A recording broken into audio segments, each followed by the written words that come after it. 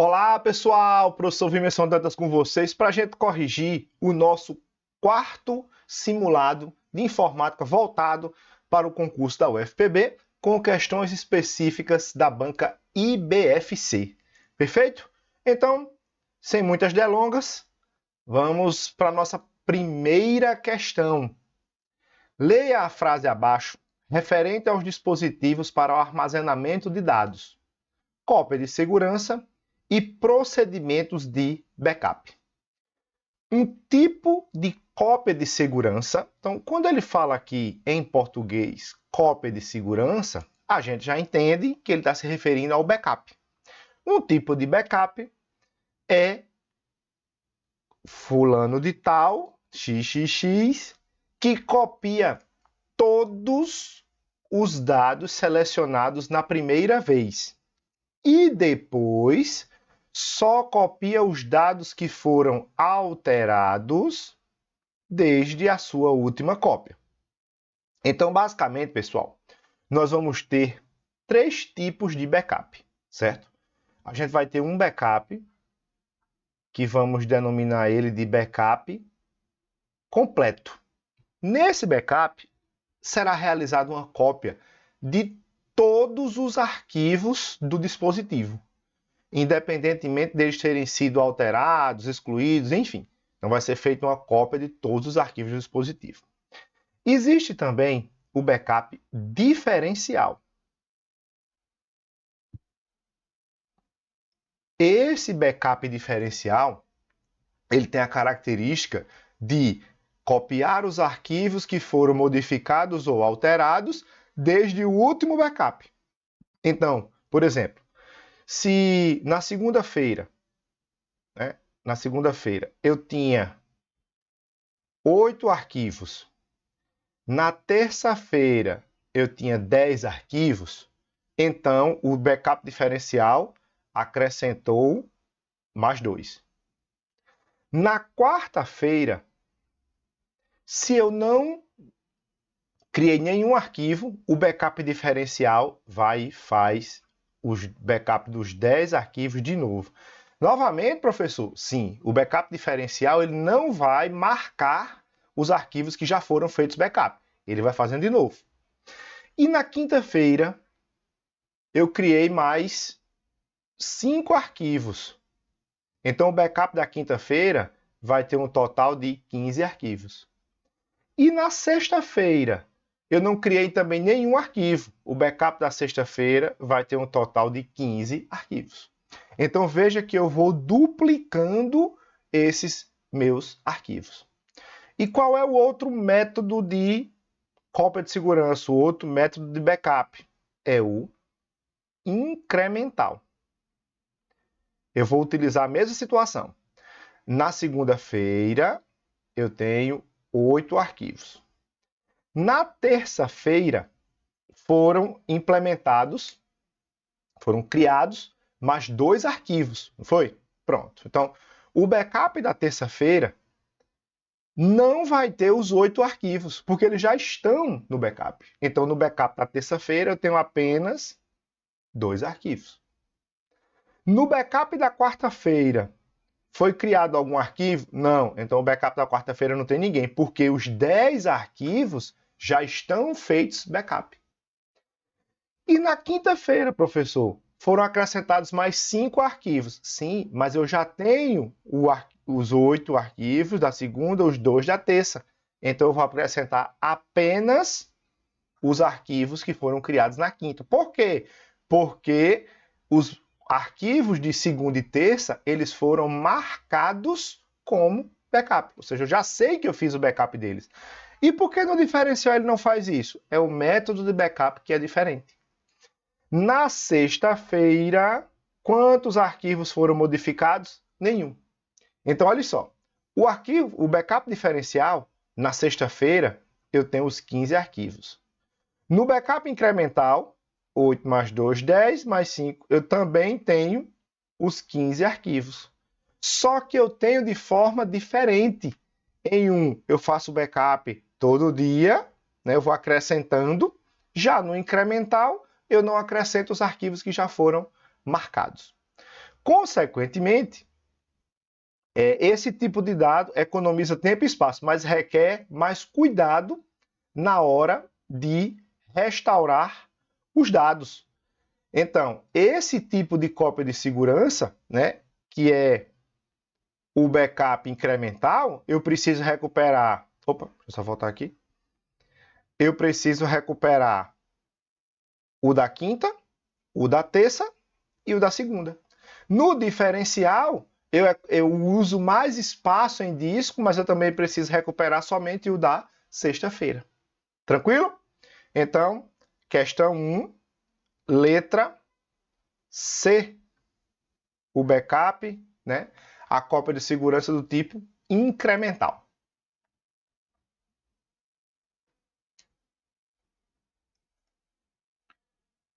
Vamos lá para a questão de número 2. Analise as afirmativas e assinale a alternativa que esteja tecnicamente incorreta, pessoal. Olha só. Ela está pedindo aqui a resposta errada. Quanto às últimas versões do editor de texto do pacote Microsoft Office, a gente já sabe que o editor de texto do pacote Office é o Microsoft Word. Então vamos lá. É possível incluir equações e fórmulas no editor de texto Microsoft Word? Sim, pessoal. Eu vou fazer essa inclusão através da guia Inserir. Perfeito? Letra B. O tipo mais comum de extensão de arquivo do Word é o DocX. Sim. O que é que a gente tem que lembrar? Antigamente, a extensão mais comum era doc, devido à utilização das versões 97 e 2003. Então, nestas versões, nós salvávamos o arquivo do Word no formato doc. Da versão 2007, 2010, 2013, 2016, 2019, 21 e o Office 365, salvamos todos no formato DocX. A tecla de atalho Ctrl X recorta o conteúdo selecionado para a área de transferência. A área de transferência, pessoal, é um espaço reservado na memória RAM, aonde eu vou poder tranquilamente armazenar os meus dados de forma temporária. Por quê? Quando eu desligar o computador, todos os dados serão excluídos. Então, a tecla de atalho mais conhecida de gerenciamento de seleção é o Ctrl+C, que é o copiar. O Ctrl+V vai colar o que eu copiei na área de transferência. E o Ctrl+X recorta a seleção, joga na área de transferência, aonde posteriormente eu posso colar utilizando o Ctrl+V. Perfeito? Letra D. Não é possível proteger um documento com senha. Então, quando ele fala aqui, ó, o comando do item é esse. Ó. Não é possível proteger um documento com senha por questões de segurança. Está errado, pessoal. O Microsoft Word, através da guia Arquivo, Informações, Segurança, eu tenho uma opção chamada Criptografar com senha. Essa criptografia que a gente está falando, ela serve justamente, primeiro, por uma questão de confidencialidade do documento. O meu arquivo só vai poder ser aberto se eu inserir a senha correta. Se eu não coloco a senha, simplesmente ninguém vai ter acesso ao arquivo. Vai selecionar o arquivo, vai dar 2 cliques nele e vai aparecer uma janela solicitando a senha. Não vai, de forma alguma, permitir a visualização do conteúdo desse arquivo. Perfeito? Letra E. O Microsoft Word permite inserir, redimensionar ou mover imagens, fecha um pouquinho aqui, em um documento, né?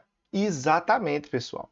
Eu tanto posso inserir imagens, eu vou na guia Inserir, escolho o grupo Ilustrações. Dentro do grupo Ilustrações, eu tenho a opção de inserir uma imagem que esteja no meu computador, né, imagem local. Eu tenho a opção de inserir uma imagem do banco de imagens da Microsoft. E eu tenho uma terceira opção, que é inserir imagens online. Ou seja, o próprio Word permite que eu acesse um navegador interno do próprio Word, nele mesmo, que vai fazer uma busca no site do Bing, obviamente é o site de buscas da Microsoft, e vai me retornar imagens que eu posso automaticamente inserir dentro do meu documento. Perfeito? Então temos aí a questão de número 2, letra D de dado.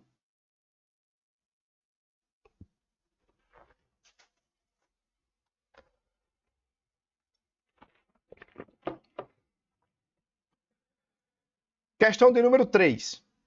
Quanto às noções básicas sobre software, hardware e sistema operacional. Software são os aplicativos do nosso computador, né? Então, software são os aplicativos. O hardware é a parte física, ou seja, são as peças do computador. E o sistema operacional, obviamente, faz parte do software, mas ele é mais específico. Ele é um software que tem a capacidade de gerenciar todo o computador, fazendo a interface entre os aplicativos e as peças do mesmo. Analise as afirmativas abaixo. Primeiro, exemplos típicos de hardware, ou seja, de peças do nosso computador, são as memórias RAM e a memória ROM. Olha só para acrescentar, a memória RAM ela é uma memória do tipo temporária. Ela também pode ser chamada de memória volátil.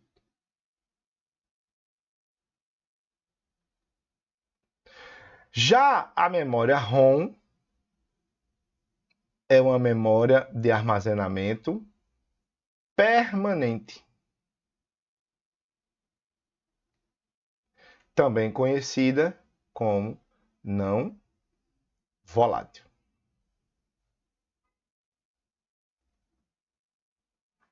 Certo? Então, são exemplos típicos de hardware essas duas memórias? Com certeza. Os firewalls, o que é um firewall? O firewall é uma barreira de proteção. Ele vai servir justamente para filtrar tudo que chega da internet e tudo que sai do meu computador. Então vai passar por ele, ele tem regras predefinidas aonde ele vai liberar ou não aquela determinada informação. OK? Então, firewalls somente existem na modalidade de software. Isso aqui está errado. Porque os firewalls existem na modalidade de software e hardware. Existem equipamentos de firewall. Equipamentos físicos de firewall. Perfeito? Terceira afirmativa. Define-se que todo sistema operacional é puramente um hardware. Não, pessoal. O sistema operacional, ele é um software. Inclusive, eu falei até no início, quando eu estava explicando sobre os 3 tópicos da questão. Então, temos aí a primeira afirmativa está verdadeira, a segunda falsa e a terceira também falsa. No caso, questão 2, deixa eu só voltar aqui.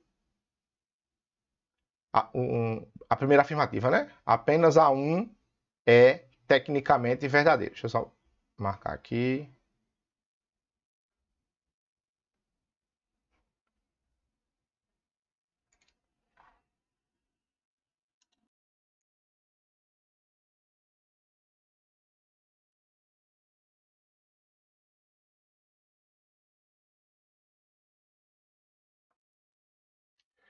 Vamos lá para a questão de número 4, né? Quanto aos conceitos gerais e básicos da internet, analisa as afirmativas abaixo e dê os valores verdadeiro ou falso. HTTP é um protocolo que especifica como o navegador, o browser, e o servidor web se comunicam entre si. Então, o HTTP e o HTTPS são protocolos para permitir que eu, do meu computador, utilizando o navegador, acesse um servidor web perfeitamente, certo? Então, a primeira afirmativa está verdadeira. A segunda, o IPv6, que é o número de identificação de um computador, de um dispositivo que se conecta à grande rede mundial. A característica do IPv6 é que ele é composto por letras e números, não somente números, como é o IPv4. Então, o IPv6 é a versão mais atual do protocolo de internet, devido ao esgotamento de endereços IPv4, que utilizam apenas números. O IPv6 utiliza letras e números. Então, a segunda afirmativa está verdadeira. Terceira afirmativa. As ferramentas de busca, como o Google, conseguem acessar todos os sites existentes na internet. Pessoal, não conseguem acessar todos os sites devido a algumas limitações técnicas e a existência de outras redes que contêm conteúdos que não são interessantes para a grande massa, né? Existem redes como a Deep Web e a Dark Web, que são redes que têm conteúdos que não são agradáveis para serem visitados ou visualizados por todo mundo. Então, essas redes estão fora dos grandes sites de busca como o Google, certo? Então, verdadeiro, verdadeiro e falso. Questão 4, letra B de bola. Perfeito?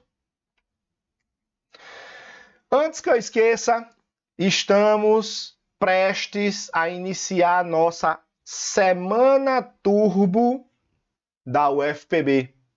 Próxima semana, segunda, terça, quarta, quinta e sexta, teremos aulas todos os dias.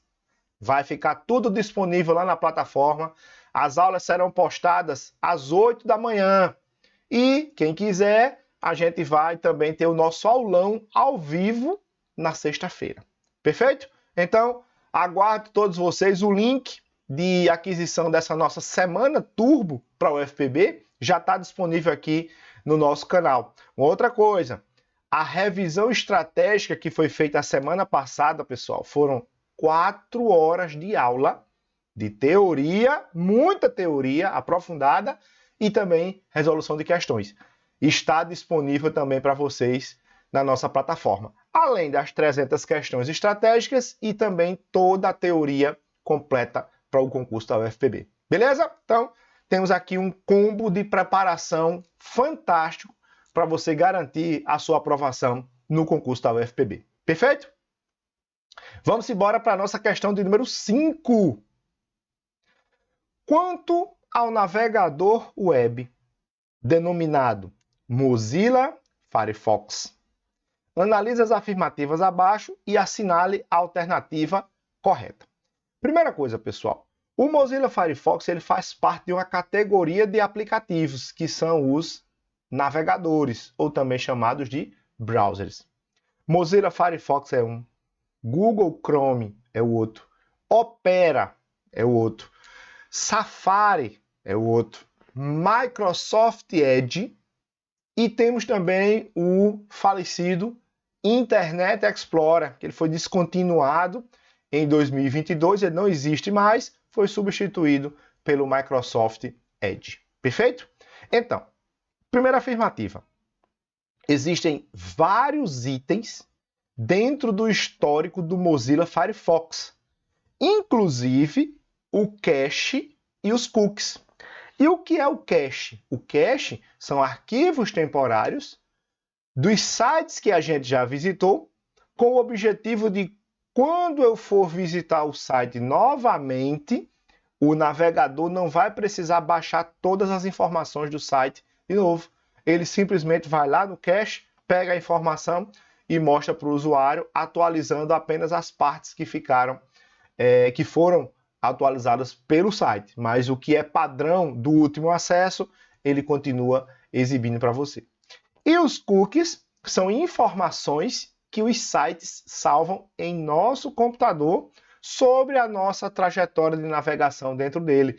O que foi pesquisado, qual foi o item que eu visualizei mais vezes, enfim. Então, é um histórico do caminho do usuário, do visitante, dentro do site que ele armazena para futuras visitas. A segunda afirmativa: é possível no Mozilla Firefox bloquear cookies em um site específico? Sim, do mesmo jeito que existem esses vários itens, eu também posso bloquear os sites bloquear os cookies de um determinado site. Existe essa ferramenta dentro do Mozilla Firefox.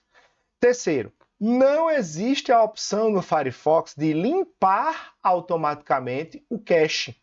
Aí, pessoal, aí a história é outra.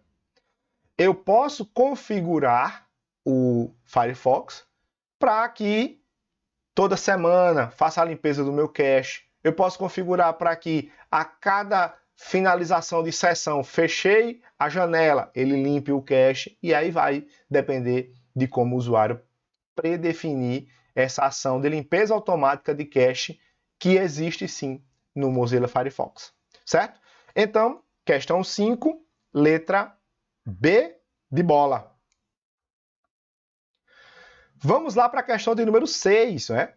Assinale das alternativas a seguir a única que identifica corretamente a forma de compactar um arquivo com a extensão zip selecionado no Windows 10. Preste atenção, minha gente. O sistema operacional Windows, ele já vem com uma ferramenta, né, que permite a compactação de arquivos. Muita gente acha que é necessário, por exemplo, instalar um aplicativo, o WinRAR, instalar o aplicativo, o WinZip, no seu dispositivo. Não é obrigado. O próprio sistema operacional Windows já vem com esse recurso, certo? E aonde fica esse recurso? Como é que a gente faz? Primeiro, a gente vai selecionar os arquivos, o arquivo ou os arquivos que você deseja compactar. Feito a seleção, nós vamos clicar com o botão direito do mouse no arquivo, selecionar a opção Enviar para e, posteriormente, vamos selecionar a opção Pasta compactada. Ah, mas eu posso instalar o WinRAR e o WinZip no meu computador? Pode.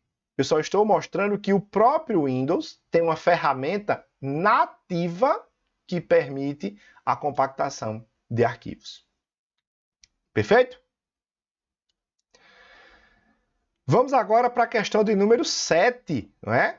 Com base na planilha do Excel abaixo, assinale a alternativa que apresenta o resultado dessa fórmula aí.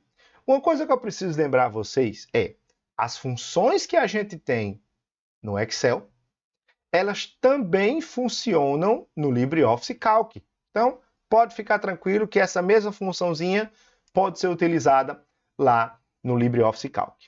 Então, é o seguinte, pessoal. Nós temos aqui, a primeira coisa que a gente vai fazer é a substituição dos valores. O que é referência de célula, vamos substituir pelos valores das células. Então, vamos lá, olha só. Igual, abre parênteses, o primeiro, depois o segundo parênteses. Essa função, ela vai efetuar a soma das células B1 até B2. Então, pessoal, o Excel ou o Calc vai fazer isso aqui, ó. vai selecionar as duas células, certo? E vai efetuar que cálculo? A soma. 4 mais 7, nós temos aqui 11. Mais C2. Quem é C2? C2 é o número 9. Certo? Então aqui vai ser 11 mais 9. Dividido. Quem é C1? C1 é o número 5. Então, ó. Vou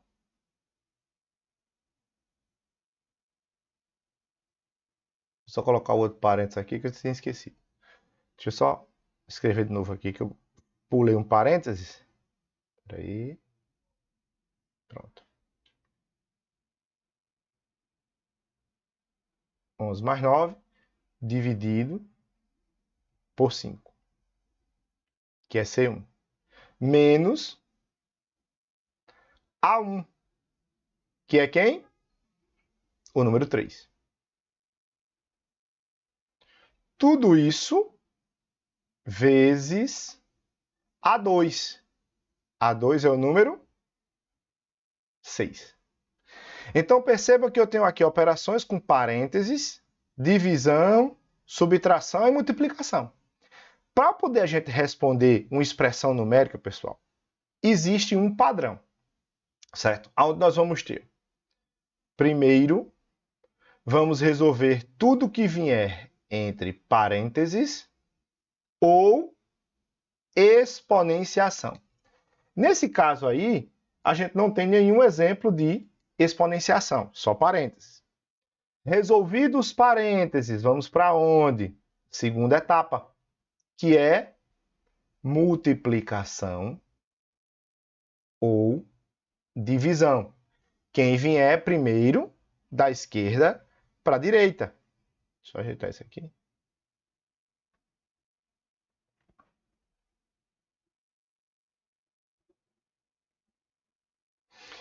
Por último, nós vamos ter soma ou subtração.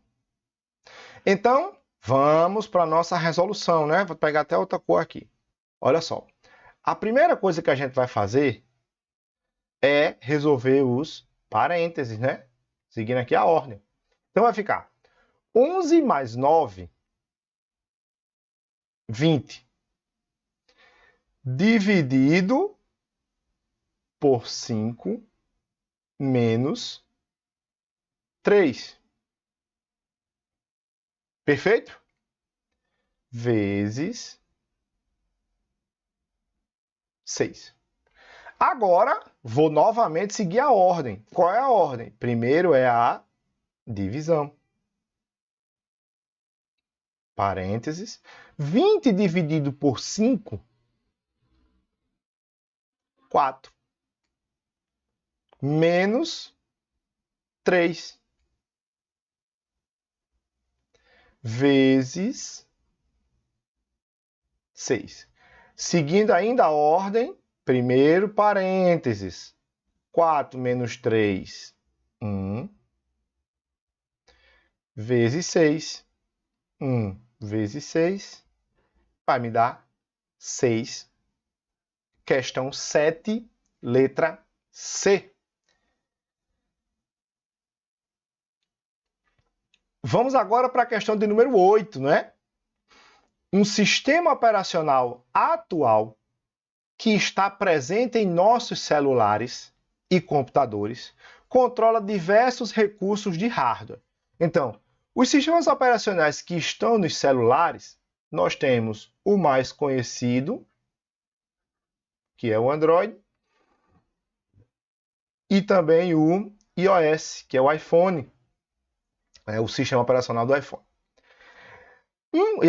Todos dois controlam os recursos de hardware. É a câmera, é o microfone, é o alto-falante, é o processador, é a memória e tudo mais.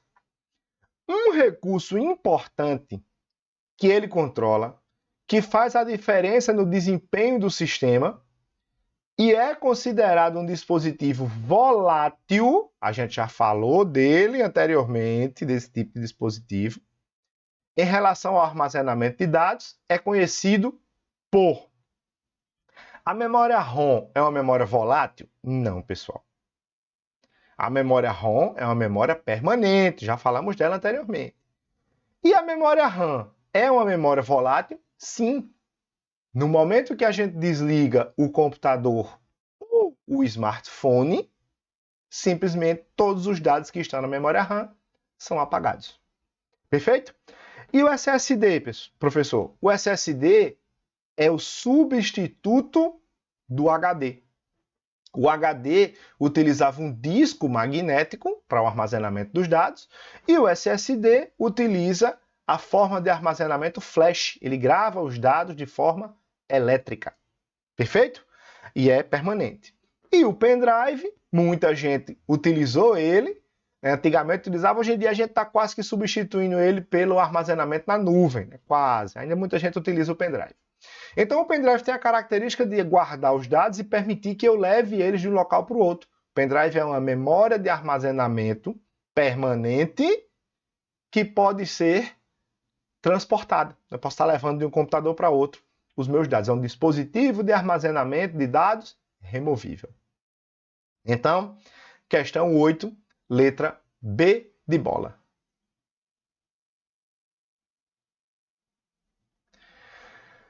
Vamos lá para a questão de número 9, né? Quanto às principais características técnicas dos editores de texto Microsoft Word e o LibreOffice Writer, analise as afirmativas a seguir e dê os valores verdadeiro ou falso. Preste atenção, pessoal. Ele vai fazer uma comparação, né? É bem interessante que a gente preste atenção nesses detalhes. Existe a opção de exibir um documento, olha só, ele não quer salvar, certo? Ele quer mostrar na tela um documento como uma página da web no LibreOffice Writer. Pessoal, tanto eu posso visualizar como uma página da web, como eu também posso salvar em uma página web, né? Para eu salvar uma página web, eu vou... Peraí, deixa eu só ajeitar aqui.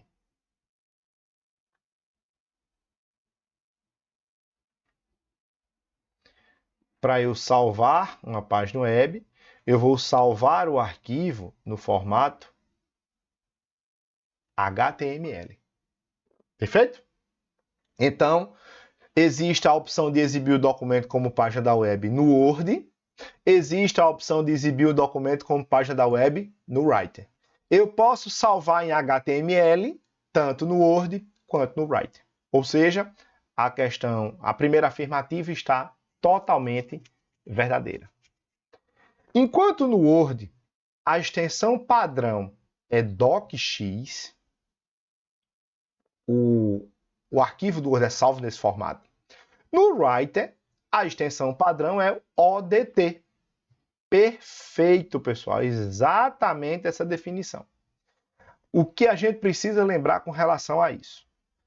O pacote Microsoft Office, o Word, o Excel e o PowerPoint, permite salvar arquivos também no formato do pacote LibreOffice Writer. O pacote LibreOffice Writer, por sua vez, tanto salva no seu formato padrão, ODT do Writer, ODS do Calc e ODP do Impress, como também ele salva no formato do Word, do Excel e do PowerPoint. DocX, XLSX e PPTX. Os dois salvam nos formatos opostos. Perfeito? E por último, a correção ortográfica está disponível apenas no editor de texto da Microsoft. Isso aqui deixou a questão errada. O Microsoft Word e o LibreOffice Writer, todos dois têm recursos de correção ortográfica.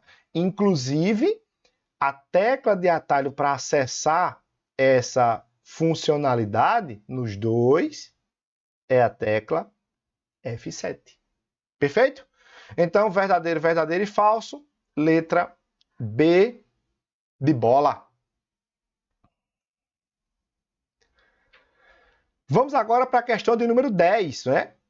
Quanto ao software antivírus e o firewall, analisa as afirmativas abaixo e dê os valores verdadeiro ou falso. Nenhum antivírus, olha só, nenhum antivírus consegue detectar e eliminar adequadamente spywares e os adwares. Se nenhum fizer isso, para que eu vou utilizar? Pelo contrário, né, pessoal? A grande maioria consegue sim detectar e eliminar adequadamente. Agora, se ele perguntar se eles conseguem eliminar todos os vírus, todos os spywares, todas as ameaças, aí estaria errado, porque ele não consegue. Mas detectar e eliminar adequadamente, com certeza, verdadeiríssimo. Oh, desculpe, verdadeira? Falso. Falso. Ele não consegue, né? Ele tá afirmando aí que não consegue. E consegue, porque o antivírus... Opa, só voltar aqui. Os firewalls, diferente dos antivírus, podem somente, novamente aqui, ó, eu estou usando uma palavrinha exclusiva, somente se apresentar na forma de hardware? Não. A gente já, inclusive, falou nisso em outra questão, né? Existem versões do firewall, tanto para hardware quanto para software. Então, também está falsa essa afirmativa. E, por último, tanto o antivírus como o firewall, cada um da sua maneira, protegem de ataques e invasões. Certíssimo. O antivírus verificando o conteúdo dos arquivos e o firewall verificando o tráfego de rede, o que pode e o que não pode chegar no nosso dispositivo. Perfeito? Então, ó, está verdadeiro. Questão 10, letra D de dado. Bom, pessoal, vou ficando por aqui. Agradeço demais a audiência de vocês e não esqueçam de deixar o seu like aqui no nosso canal se gostou da nossa transmissão de hoje. Um abraço, fiquem com Deus e até o nosso próximo simulado, se Deus quiser.